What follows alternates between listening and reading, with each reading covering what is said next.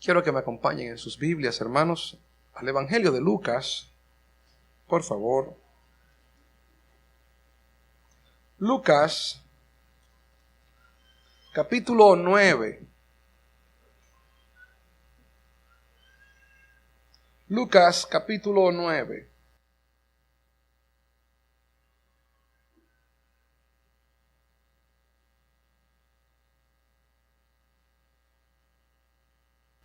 Versículos 37 al 42. Al día siguiente, cuando descendieron del monte, una gran multitud les salió al encuentro. Y aquí un hombre de la multitud clamó diciendo: Maestro, te ruego que veas a mi hijo, pues es el único que tengo. Y sucede que un espíritu le toma y de repente da voces y le sacude con violencia y le hace echar espuma, y estropeándole a duras penas se aparta de él. Y rogué a tus discípulos que le echaren fuera y no pudieron. Respondiendo Jesús dijo: Oh generación incrédula y perversa, ¿hasta cuándo he de estar con vosotros y os he de soportar? Trae acá a tu hijo. Y mientras se acercaba el muchacho, el demonio le derribó y le sacudió con violencia. Pero Jesús reprendió al espíritu inmundo y sanó al muchacho y se lo devolvió a su padre. Vamos también a Marcos, que también nos presenta este relato, porque son evangelios sinópticos. Lo podemos encontrar en Mateo 17, del 14 al 21, y en Marcos capítulo 9, de los versículos 14 al 29. Marcos capítulo 9, de los versículos 14 al 29. Veremos el mismo relato, pero con más detalle. Marcos 9, 14. Después de haber bajado del monte de la transfiguración, dice: cuando llegó a donde estaban los discípulos, que es el mismo relato, vio una gran multitud alrededor de ellos y escribas que disputaban con ellos. Vean ustedes que Lucas no menciona a estos escribas con los que estaban discutiendo. Y enseguida toda la gente viéndole se asombró, y corriendo a él le saludaron. Y les preguntó: ¿qué disputáis con ellos? Y respondiendo uno de la multitud dijo: Maestro, traje a ti mi hijo, que tiene un espíritu mudo, el cual donde quiera que le toma le sacude y echa espumarajos y cruje los dientes y se va secando. Y diga a tus discípulos que lo echasen fuera, y no pudieron. Y respondiendo él les dijo: Oh generación incrédula, ¿hasta cuándo he de estar con vosotros? ¿Hasta cuándo os he de soportar? Traédmelo. Y se lo trajeron. Y cuando el espíritu vio a Jesús, sacudió con violencia al muchacho, quien cayendo en tierra se revolcaba echando espumarajos. Y Jesús preguntó al padre: ¿cuánto tiempo hace que le sucede esto? Vean ustedes que en Lucas no menciona este diálogo, ¿no? Entonces Jesús preguntó al padre, versículo 21, ¿cuánto tiempo hace que le sucede esto? Y él dijo: desde niño. Y muchas veces le echan el fuego y en el agua para matarle. Pero si puedes hacer algo, ten misericordia de nosotros y ayúdanos. Jesús le dijo: si puedes creer, al que cree, todo le es posible. E inmediatamente el padre del muchacho clamó y dijo: creo, ayuda a mi incredulidad. Y cuando Jesús vio que la multitud se agolpaba, reprendió al espíritu inmundo diciéndole: espíritu mudo y sordo, yo te mando, sal de él y no entres más en él. Mas el espíritu, clamando y sacudiéndole con violencia, salió y él quedó como muerto, de modo que muchos decían: está muerto. Pero Jesús, tomándole de la mano, lo enderezó y se levantó. Cuando él entró en casa, sus discípulos le preguntaron aparte: ¿por qué nosotros no pudimos echarle fuera? Y les dijo: este género con nada puede salir, sino con oración y ayuno. Mateo capítulo 17 añade, cuando le preguntan sus discípulos: ¿y por qué nosotros no pudimos? Él les dice: por vuestra poca fe.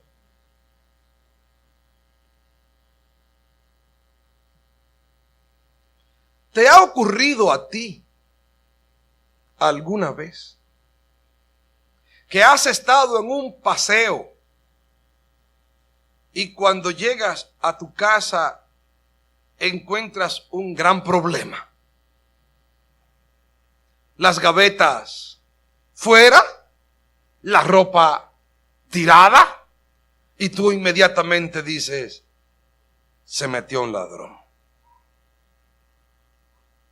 O quizás, como tantas veces nos ha pasado a nosotros en San Cristóbal, hemos estado en la ciudad capital y hemos transitado por la Sarasota y hemos visto las isletas con jardines, los edificios hermosos, las calles con la basura recogida. Nos ha dado la impresión de que estamos en Miami. Y cuando llegamos a San Cristóbal, encontramos 2 montañas de basura. Nos da un ataque y decimos, yo no quisiera entrar aquí, pero ya las cosas van mejorándose, gracias al Señor. O has estado en un resort, y has pasado 3 días en un hotel muy agradable, con banquetes, comida, diversión, playa, piscina, jacuzzi. Y has llegado y te han dicho, murió don fulano, y de ahí te has tenido que ir directamente a la funeraria. Y te dices, oh, qué contraste. Hace un momento me encontraba en la gloria y ahora estoy contando otra historia. ¡Oh! ¡Qué contraste entre lo celestial y lo terrenal! Así debió ocurrirle al Señor Jesús y a sus discípulos. Habían estado un día o 2 días en el monte de la transfiguración. El Señor se había transfigurado delante de ellos. Luz había salido. La nube los había cubierto y había dicho, este es mi hijo amado, a él oíd.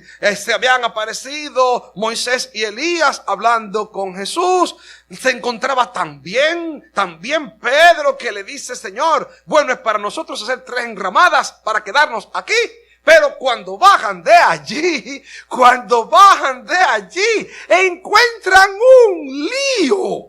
Encuentran nada más ni nada menos que una multitud. Los 3 evangelistas se encargan de narrar lo que allí pasó. ¿Qué fue lo que ocurrió? Cuando el Señor Jesucristo bajó del monte, Él encontró un grupo, una multitud de gente, un jolgorio de gente, una especie de lío, una discusión de mal gusto. Se encontraban allí los escribas, se encontraba un grupo de personas allí. Él le había dado a sus discípulos en el capítulo 9, versículo 1, dice que les había dado autoridad sobre todos los demonios para sanar enfermedades. Pero encontramos en Marcos capítulo 9, versículo 15, que la gente vio a Jesús, pero ellos se encontraban antes discutiendo con los escribas. Los escribas estaban allí y había también allí un muchacho, nada más ni nada menos que un muchacho. Cuando el Señor ve la discusión, pregunta qué es lo que está pasando, ¿verdad? Como preguntarías tú, ¿cuál es el problema? ¿Qué hacen ustedes disputando ahí? ¿Qué discusión es esa que tienen ustedes ahí?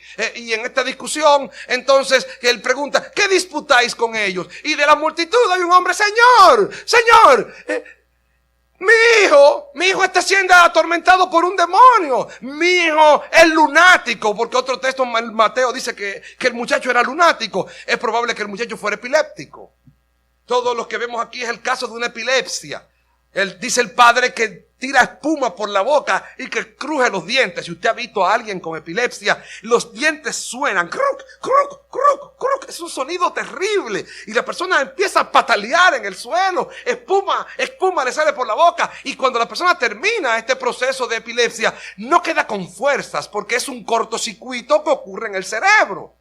Pero esta enfermedad estaba siendo también aprovechada por un demonio y la utilizaba con la intención de ahogar al muchacho. El demonio tenía la intención de destruir la vida de este muchacho. Y el padre dice, Señor, mi hijo es lunático, y la acusación no es pequeña, y lo he traído a tus discípulos y no lo han podido sacar. Allí está nada más ni nada menos que una multitud de personas. Se encuentran también los escribas y se encuentran también los 9 que él había dejado allí. Pero también estaba el padre del muchacho. Estaba un grupo interesantísimo de gente. Ciertamente, la reacción del Señor es una reacción que no la vemos casi en ninguna parte, pero que parece, ¿verdad?, que el Señor se incomodó, el Señor se enojó, ciertamente se enojó. Oigan ustedes la expresión del Señor: oh generación perversa e incrédula. Le dice esto no solamente a los discípulos, el Señor le está diciendo esto a la generación que había allí. Se lo dice a los escribas, se lo dice a la multitud, se lo dice a los 9 que allí se encuentran. Y el Señor, en un evidente enojo, les dice: oh generación perversa e incrédula. Para obtener el sentido de por qué Lucas escribió esto aquí, debemos buscarlo. Porque todo texto bíblico tiene una intención. Todo texto bíblico tiene una idea central, alrededor de la cual las demás ideas quedan subordinadas. ¿De qué y cuál es la intención de Lucas y de los demás evangelistas de presentar este relato? En primer lugar, no podemos pensar que era el deseo simplemente de mostrar el poder de Jesús para liberar demonios. Porque ya eso lo sabemos. Ya vimos cómo el Señor liberó al endemoniado gadareno. Ya vimos cómo Él le dio inclusive a sus propios discípulos en el capítulo 9, versículo 1 de Lucas, el poder para liberar demonios. Por lo tanto, habiéndole dado este poder a los discípulos, se esperaba que ellos pudieran liberar a este muchacho de los demonios. Por lo tanto, tenemos que rechazar la posibilidad de que fuera simplemente presentar que el Señor Jesucristo tenía poder para liberar demonios. No, claro que no. Tampoco pudiéramos pensar que tenía la intención de darnos a nosotros un taller intensivo de demoniología o exorcismo por el cual nosotros pudiéramos saber cómo se sacan fuera los demonios. No creo que esa sea la intención de Lucas. Tampoco su intención es narrar un evento que no tenga efectos morales, ni tenga enseñanzas prácticas para la vida de los cristianos. No. Entonces, ¿cuál sería la idea central? ¿Cuál es la médula espinal de esta porción? Ya que no es simplemente enseñar cómo sacar demonios. Ya que no es simplemente mostrar que Jesús es poderoso para sacar demonios, porque ya eso antes lo demostró. Si nosotros observamos bien a los 13 evangelistas, por eso los evangelios se complementan el uno con el otro, nos damos cuenta que la expresión de Jesús al ver a esta generación lo envuelve todo. Oh generación perversa e incrédula. Vemos que cuando el Padre se le acerca al Señor y le dice: Señor, si tú puedes, haz algo por nosotros. La respuesta del Señor es: si tú puedes, haz algo por nosotros. Si tú puedes creer. Porque al que cree todo le es posible. ¿Qué es lo que el Señor le critica a aquella generación? Que eran incrédulos. ¿Qué es lo que el Señor se enfoca en aquel padre de familia? Si tú crees, incrédulo. Y cuando los discípulos se acercan a Él y le preguntan: Señor, ¿por qué nosotros no pudimos sacar fuera el demonio? La respuesta que da Mateo es: por vuestra poca fe. Así es que había un problema de fe, una incredulidad diversa. Así es que lo primero que vemos es la incredulidad de la muchedumbre, la incredulidad de la gente. Gente que seguía a Jesús, gente que iba con Jesús, gente que iba al son de Jesús, pero que no eran auténticos creyentes. Gente que iba tras Jesús por la urgencia, gente que iba tras Jesús porque estaban enfermos. Gente que iban tras Jesús porque querían ser sanados. Gente que iban tras Jesús porque querían que Jesús le diera a comer panes y peces. El Señor Jesucristo siempre estuvo consciente de que esa multitud no necesariamente eran sus discípulos. El Señor Jesucristo era popular, pero el Señor Jesucristo no era populista. A Él le gustaba la gente, pero Él no se dejaba manipular ni arrastrar por la gente. La gente en multitud venían ante Él y decían: queremos hacerte rey. Y él les dijo, ustedes me siguen a mí porque ustedes comieron los panes y los peces, no porque vieron los milagros y creyeron en mí. Luego nos dice que grandes multitudes iban tras él y él se voltea y le dice, si alguno quiere venir en pos de mí, niéguese a sí mismo y tome su cruz cada día y sígame, porque el que quiera salvar su vida la perderá. Otras multitudes la siguen y él se voltea y les dice, si ustedes no comen mi carne y beben mi sangre, no pueden ser mis discípulos. Y nos dice Juan, desde entonces algunos de sus discípulos volvieron atrás y ya no andaban con él. Así es que eran multitudes, pero no necesariamente esas multitudes eran auténticos creyentes. Multitudes que pueden ir tras Jesús porque quieren ser sanados. Multitudes que pueden llenar un estadio donde hay personas que le prometen que van a ser sanados de todos sus males. Personas que se creen cristianos porque van a una iglesia buscando que Dios los ayude a resolver su problema financiero, buscando que Dios le dé prosperidad, buscando que Dios le dé salud, buscando que Dios le dé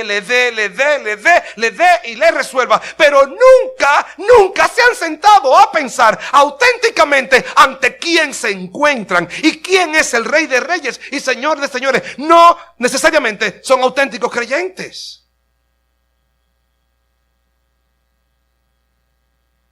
La gente es amante de los espectáculos.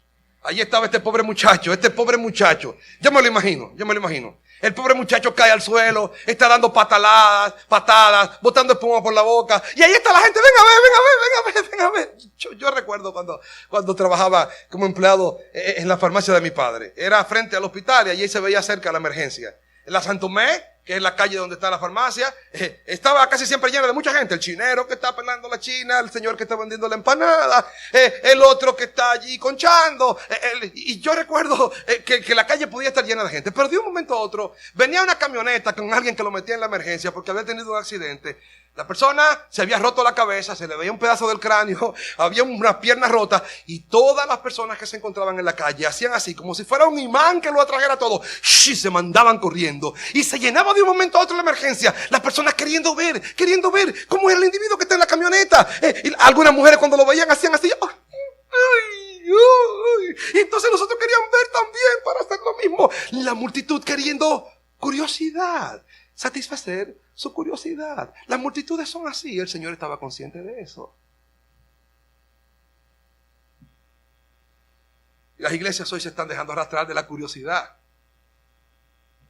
Que las iglesias se llenen porque el pastor se presenta vestido de Rambo, con una cinta aquí, el pelo suelto y una ropa de Rambo. O vestido de guardia, como para presentar el soldado cristiano, y y el sonido de un helicóptero, la gente, ¡oh, maravilloso, hermoso, precioso, bonito! Algunos salen del culto diciendo, ¡oh, qué culto tan lindo!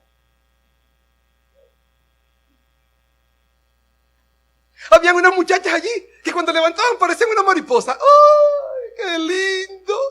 Eran de colores brillantes. Porque quieren multitudes.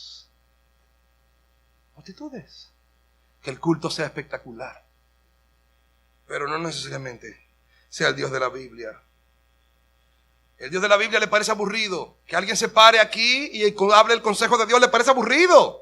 Ya viene alguien a decir algo de Dios ahí. Ay, que pase rápido, para irnos, porque viene la parte aburrida. Multitudes que se creen creyentes y son incrédulos. Pero hay otro segundo grupo que era la incredulidad de los escribas, y este grupo era más interesante. Porque este no es como las multitudes que no conocen la palabra, no, los escribas eran interesantes. Porque los escribas eran los grandes teólogos. Imagínese usted una persona que su vida sea dedicarse a hacer copias de la Biblia. No habían imprenta.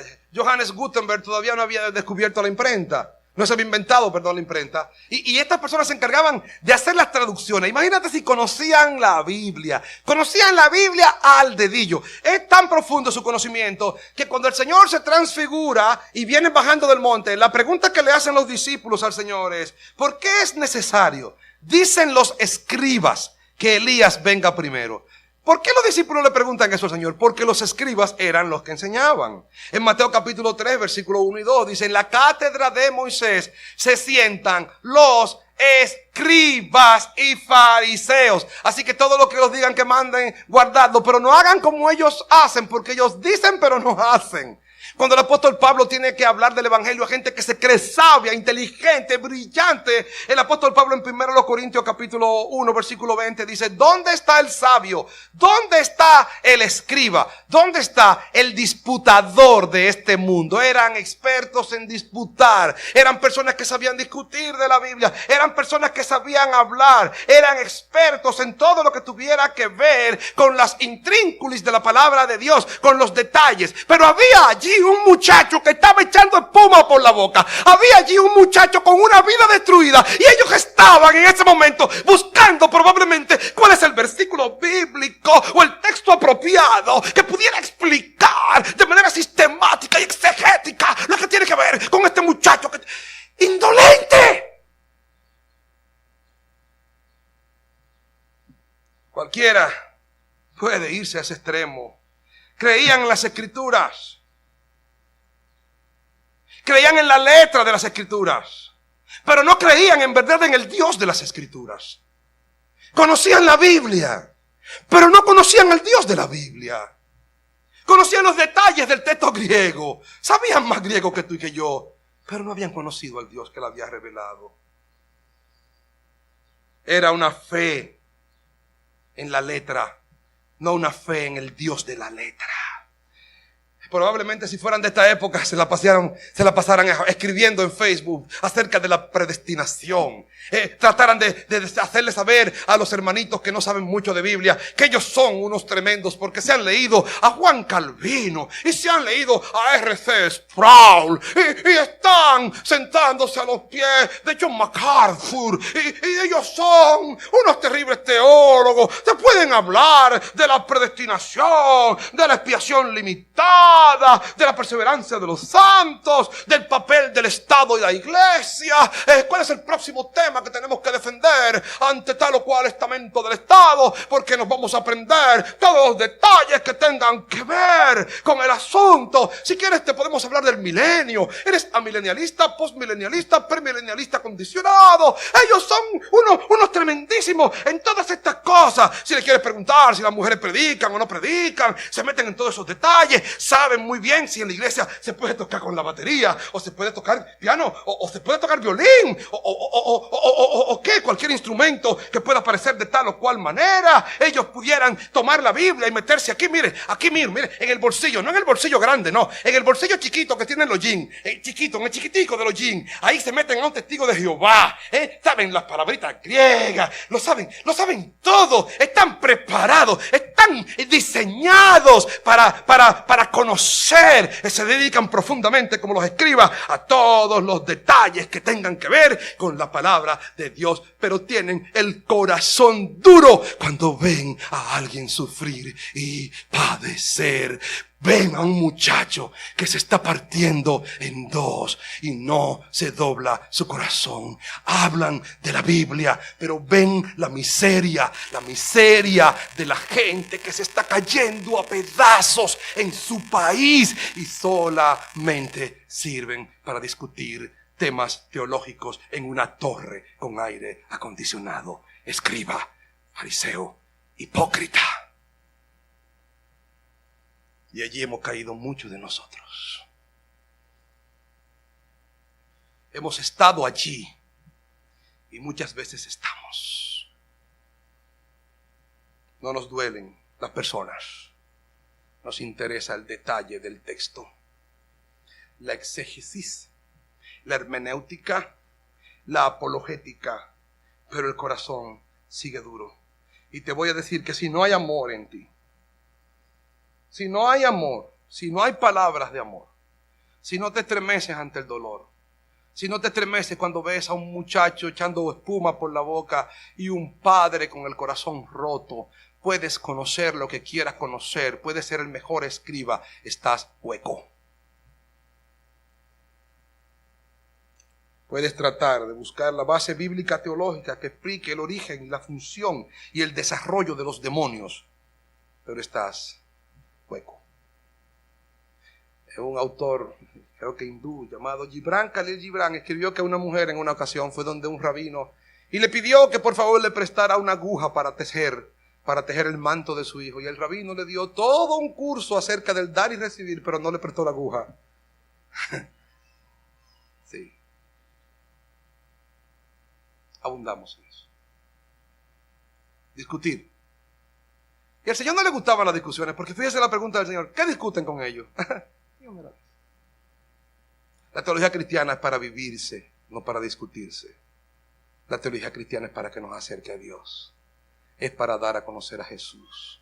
Si la teología cristiana no te da a conocer a Jesús, si la vida cristiana y la teología cristiana no te cambia el corazón, si la teología cristiana no te hace una mejor persona, si la teología cristiana no te hace ser más compasivo, amoroso, tierno, dulce, perdonador, no te sirve de nada. Hay una tercera incredulidad, que es la incredulidad del papá del muchacho. Vean a Marcos capítulo 9, versículo 22. Vean ustedes la palabra de este hombre. Marcos 9, 22.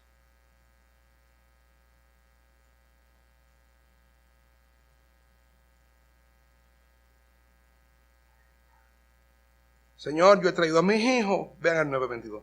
Pero si puedes hacer algo, ten misericordia de nosotros y ayúdanos.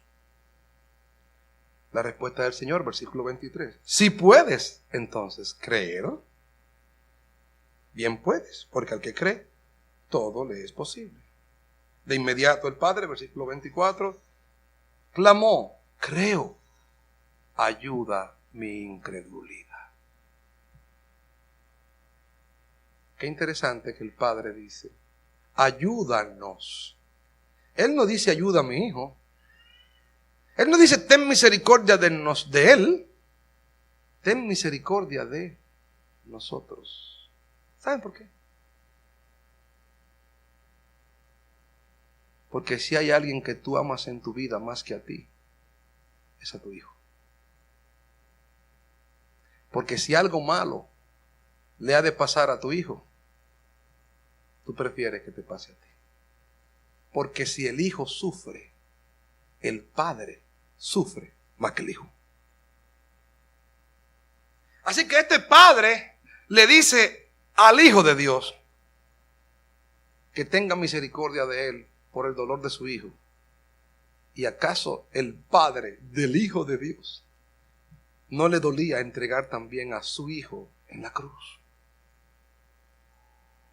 Pero el detalle aquí es que yo encuentro esta fe tan auténtica, tan realista,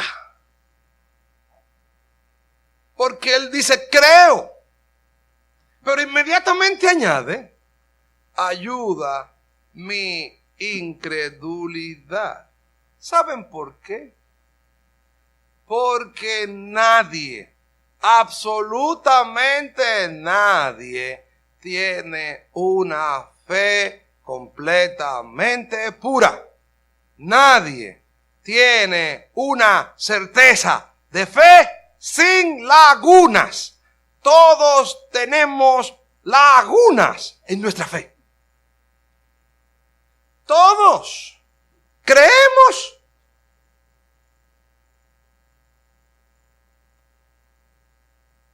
y dudamos. Todos creemos, pero decimos: ¿cómo que Cristo viene? ¿Y si no viene nada? Pero sí, yo creo. Sí, pero sí, pero no. Pero sí, pero no. La duda siempre nos va a estar gritando desde un extremo de nuestra mente. Pero aquí está la solución: ayuda a mi incredulidad. Siempre vamos a tener que clamarle al Señor que nos ayude, que nos sostenga, que esos huecos de fe Él nos los cubra, que nos ayude a continuar por la fortaleza de Él, porque sin Él no podemos hacer nada.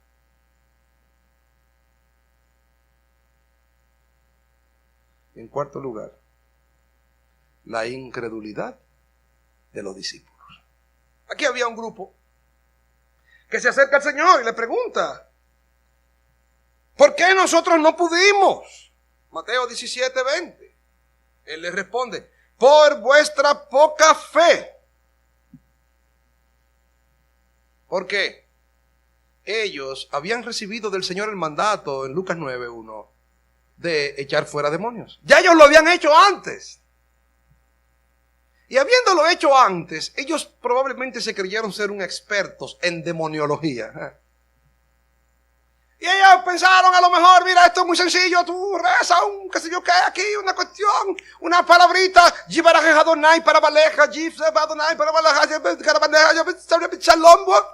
y eso se va. Y tú le haces un ensalmo así, una cruz, una cosa, y le pones un chin de aceite y se va. Y eso hay una mecánica. ¿Saben qué? ¿Qué les pasó?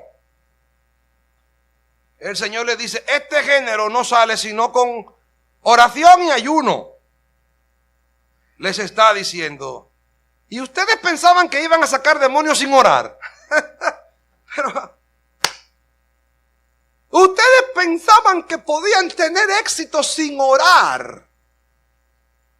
Ustedes pensaban que iban a tener éxito sin humillarse.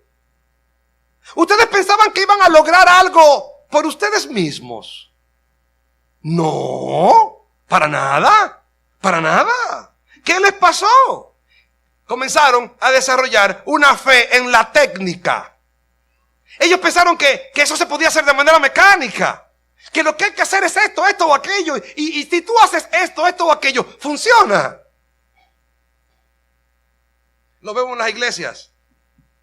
Hay iglesias de 1,000 personas, 2,000 personas. Lo he visto tanto. Todo el mundo quiere saber cómo llegaron a 1,000. ¿Cómo llegaron a 1,000? ¿Y qué hiciste? Y se sientan ante los pastores y cuéntanos cómo llegaste a 1,000. Danos un reporte. Miren, yo hice esto. ¿Y qué más se hace? Tú haces esto y haces esto. Y tú vas y lo haces. ¿Saben qué pasa? Nada. Nada.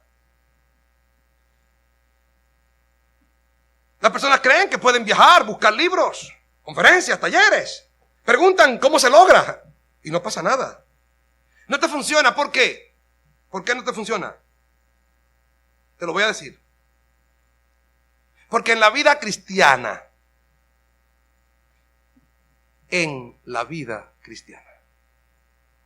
la única fórmula que funciona es la de la dependencia y la de la humillación. No hay otra. Dependencia y humillación. Depender del Señor. No hay formulitas. Dios opera en su multiforme gracia como Él quiere. Él obra de manera distinta en un caso y en otro caso. Hay veces que se complace en bendecir de una manera que es distinta a la de otra. ¿Quién le iba a decir a usted que en la muerte de Cristo era que iba a haber vida? ¡Qué contradicción! Así que hemos visto 4 diversidad de incredulidad. Incredulidades diversas. ¿Cómo vencemos la incredulidad? El Señor le dice: oración y ayuno. El Señor nos manda que le roguemos a Él que aumente nuestra fe. Aquel hombre le dijo a Jesús: ayúdame en mi incredulidad.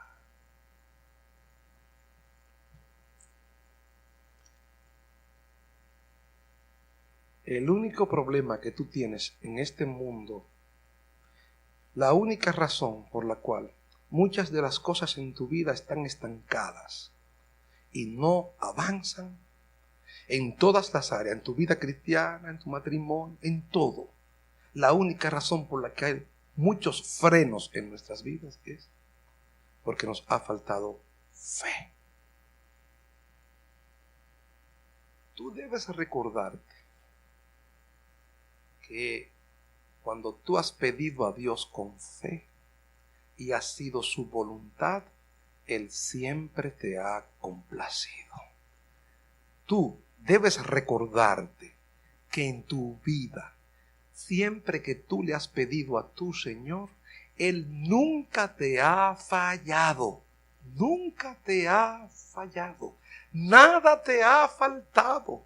Todo te lo ha dado porque tú se lo has pedido, se lo has rogado, lo has buscado y Él te lo ha dado en misericordia y amor. Pero siempre sigues siendo, igual que yo, un incrédulo. Por eso el Señor dice, generación perversa. ¿Saben por qué? Porque somos unos perversos.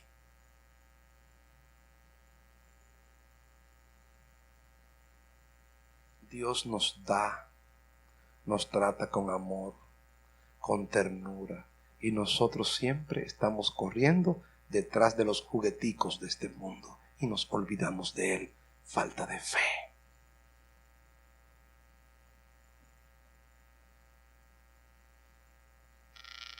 Que Dios no diga de nosotros, generación perversa, perversa e incrédula. Que Él aumente nuestra fe y que nuestra vida cristiana sea una vida de fe. Padre que estás en los cielos, gracias por tu palabra. La incredulidad se puede presentar en la muchedumbre, en los teólogos, en tus discípulos más cercanos, en los cercanos y en los lejanos. Siempre vivimos dudando de ti. Siempre. Nuestra fe no es 100% pura, pero venimos en humildad, como aquel padre de familia, aquel padre de este niño, de este joven, y te pedimos, Señor, ayúdanos, ayuda a nuestra incredulidad. Ayúdanos a andar por fe en este mundo y no por vista. Ayúdanos a tener triunfos en la fe en ti. No para nuestra gloria y nuestro deleite, sino para la gloria de tu nombre, en Cristo Jesús. Amén.